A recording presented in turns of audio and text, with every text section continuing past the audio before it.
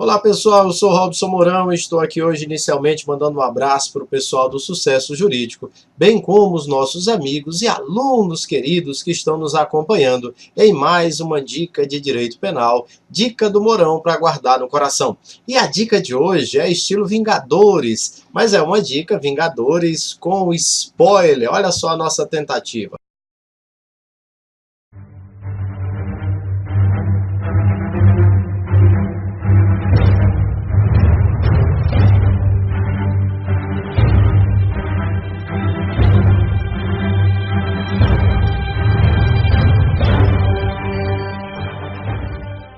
Atenção, spoiler todo mundo está sabendo, está em voga, todo mundo só fala disso, né? É quando você já sabe o que vai acontecer, antes de assistir o filme, alguém fica te contando, fica te falando o final, como é que será, determinadas cenas, né? Pois nós vamos aqui apresentar spoiler de direito penal. Nós vamos ver a dica do conteúdo e no final nós vamos ver uma questão de concurso, de OAB e etc. sobre o conteúdo apresentado anteriormente. Você já vai saber o conteúdo antes mesmo de ver a questão. Esse spoiler é legal. Esse você vai gostar. Mesmo você que não gosta de spoiler, eu aconselho você nos acompanhar até o final desse vídeo. Então, spoiler de direito penal com Robson Mourão. Legal? Se você gostar desse daí, você vai deixar nos seus comentários para a gente produzir depois outro, tá bom? Bacana! Alerta! Esse vídeo tem spoiler. Muito bem, pessoal. E a nossa dica inicial é sobre o crime de furto.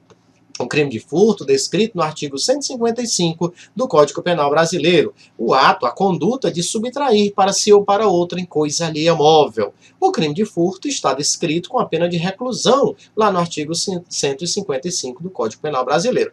Ocorre que a nossa ideia aqui é descobrir em que momento se consuma o crime de furto, em que momento o furto estaria consumado. Existem correntes, existem teorias que determinam em que momento o furto estaria consumado. Vamos apresentar as mais conhecidas, né? As correntes ou teorias principais sobre a consumação do crime de furto. A primeira é a teoria do concretácio. A teoria do concretácio diz que o furto se consuma no momento que o criminoso, né, o agente da conduta, toca a coisa alheia móvel. Isso é a teoria do concretácio. Nesse momento que ele tocou, estaria consumado o crime de furto. A teoria do amócio ou apreêncio, sustentada por Francisco Carrara, diz que a consumação do crime de furto não é só no momento que toca, não seria nesse momento, na verdade. Seria no momento que ele segura e desloca a coisa alheia móvel. Naquele momento, estaria consumado o crime de furto. E a teoria do ablácio, defendida por Pessina, é aquela que diz que o crime de furto estaria consumado no momento que há apreensão e o transporte da coisa para o outro lugar desejado pelo criminoso. Vamos dar um exemplo. Então, pela teoria do concretácio, no momento que o criminoso tocou na coisa alheia móvel, consumou o crime de furto. Pela teoria do amócio, no momento que ele segura a coisa e desloca a coisa, então naquele momento estaria consumado o crime de furto, não cabendo mais tentativa.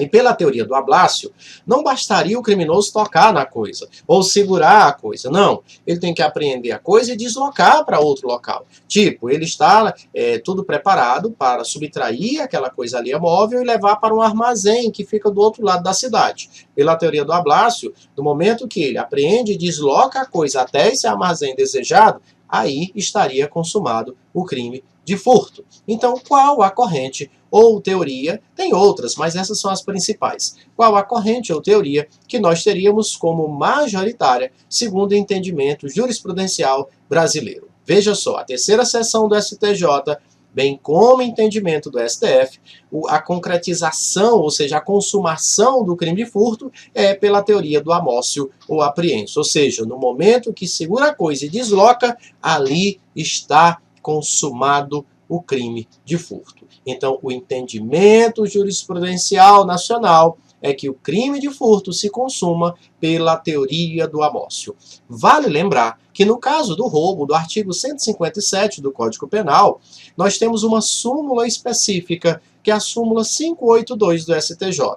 De acordo com essa súmula, o crime de roubo O crime de roubo, independente de posse mansa e pacífica, aqui não se discute mais a existência de uma posse mansa e pacífica. O crime de roubo estaria consumado no momento que há inversão da posse. Então o criminoso pegou a coisa alheia móvel, inverteu a posse para ele, então nesse momento está consumado o crime de roubo. Então a teoria para a consumação do roubo é da inversão da posse, conforme súmula 582 do STJ, tá bom? Vamos anotar essa informação? Vamos anotar? Anote aí. O caso do furto estaria consumado pela teoria do amócio, tá bom? Teoria do amócio. Já no caso do roubo, a teoria é da inversão da posse. Inversão da posse, com base na súmula 582 do STJ, beleza? Então nós temos aí a consumação do furto e a consumação do roubo. Muito bem, outra informação, detalhe aqui nesse nosso spoiler, é que a questão do homicídio, o ato de atentar contra a vida de outrem.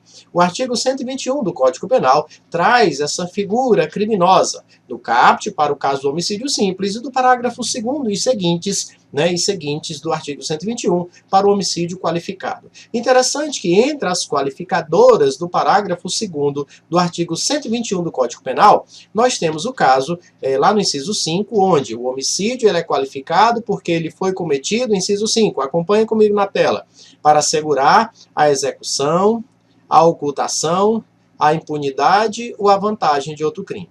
Aqui é interessante nós fazermos uma divisão. A doutrina coloca como assegurar a execução como sendo uma questão de finalidade teleológica, né? Para assegurar a execução de um crime que ele vai cometer posteriormente, um outro crime, que não é um homicídio. Aí o homicídio é qualificado porque ele matou para assegurar a execução de um outro crime que ele vai cometer. Isso é um elemento teleológico, a finalidade de ter matado. Agora, no caso da ocultação, impunidade ou vantagem de outro crime, é o que é denominado, é o que é chamado de consequencial. Então a consequência, né, foi por ter matado alguém, é a ocultação, a impunidade ou a vantagem de outro crime.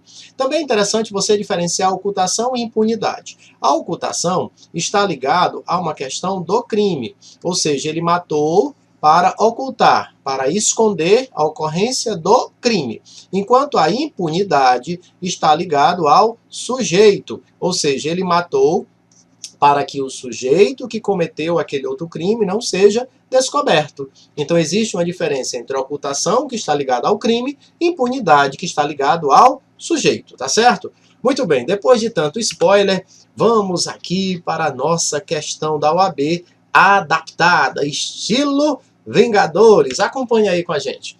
Aproveitando-se da ausência do morador, Thanos, é isso mesmo, Thanos, subtraiu de uma casa diversas pedras preciosas, de valor e poder considerável, conduta não assistida por quem quer que seja. No dia seguinte, o proprietário, Tony Stark, verifica a falta das coisas subtraídas, as pedras preciosas, resolvendo se dirigir à delegacia da cidade.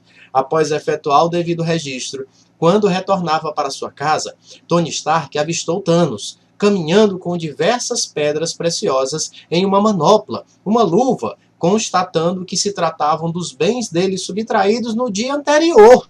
Resolve então fazer a abordagem, logo dizendo ser proprietário dos objetos, vindo Thanos para garantir a impunidade do crime anterior, a desferir um golpe na cabeça de Tony Stark. Olha o spoiler, causando-lhe as lesões que foram a causa de sua morte. Tony morreu. Apesar de tentar fugir em seguida, Thanos foi preso por policiais do grupamento especial Avengers, que passavam pelo local, sendo as coisas recuperadas, ficando constatado o falecimento do lesado. Revoltada, a família de Tony Stark o procura, demonstrando interesse em sua atuação como assistente de acusação e afirmando a existência de dúvidas sobre a capitulação da conduta do agente. Considerando o caso narrado, e também considerando que as leis aplicadas serão as brasileiras, né? O advogado esclarece que a conduta de Thanos configura o crime de... Então, qual crime ou os crimes que Thanos cometeu, pessoal? Veja, não pode ser latrocínio. Por quê? Olha aqui para mim. Latrocínio Alguns chamam de roubo seguido de morte. Eu não gosto muito dessa nomenclatura, porque dá uma ideia que ocorreu o roubo e depois foi a morte. E, na verdade, nem sempre é assim para a questão do latrocínio. Nós podemos ter a morte anteriormente ou imediatamente posterior à subtração.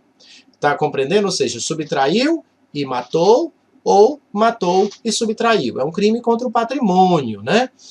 Na verdade, esse nome latrocínio nem está no Código Penal brasileiro. Esse nome está na Lei de Crimes Hediondos, porque latrocínio é um crime hediondo. Mas a melhor nomenclatura, ao nosso ver, seria o roubo qualificado pelo resultado morte. Então, o roubo qualificado pelo resultado morte. A morte pode ter ocorrido no momento imediatamente anterior ou no momento imediatamente posterior. Agora, veja que a morte que nós temos no latrocínio, ela está ligada a um elemento de momento, ou seja, no mesmo contexto fático. No mesmo contexto fático, ele subtraiu a vida de outrem para conseguir obter sucesso na empreitada criminosa da subtração da coisa alheia móvel.